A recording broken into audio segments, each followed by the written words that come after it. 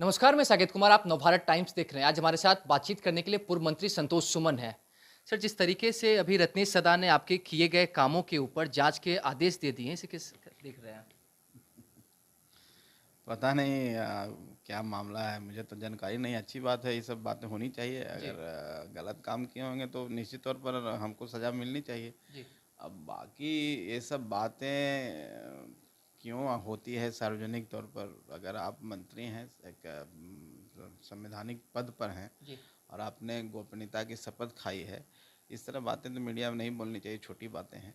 लेकिन मैं अब जब रत्नेश सदा का बयान आ गया है, तो क्या लगता है कि मतलब आपके द्वारा किए गए कामों से वो संतुष्ट नहीं, तब तो जांच के आदेश दे रहे हैं? नए मंत्री बने हैं और आपके ऊपर ही जांच के आदेश दे दिए हैं।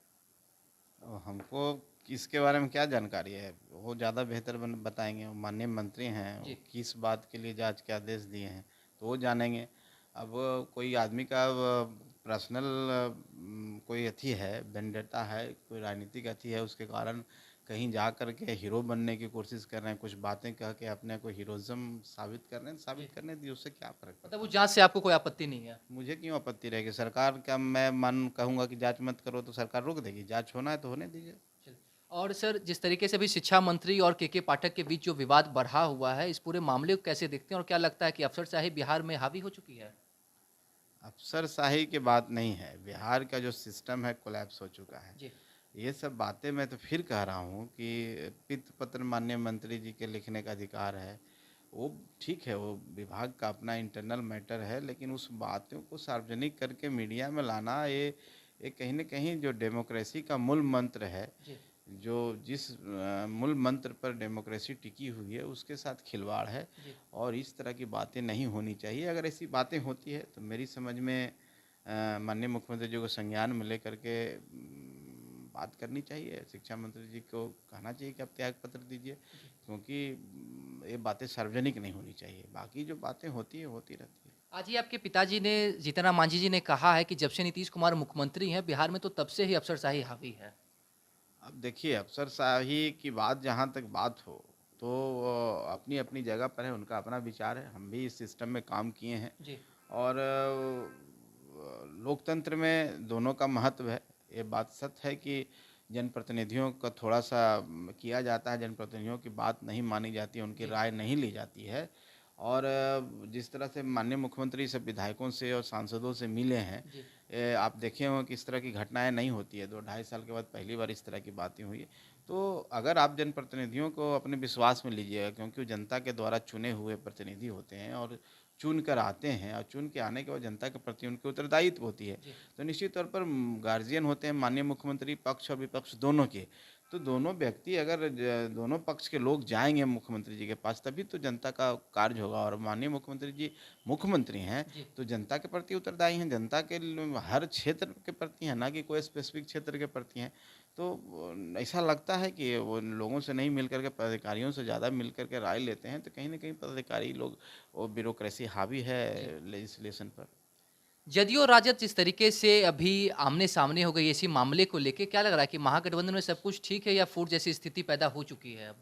अब देखिए, जदयू के प्रवक्ता किसी सरकारी काम को लेकर के किसी का पक्ष और विपक्ष बन के सामने आते हैं, जी, तो ये तो बहुत ही गंभीर मामला है।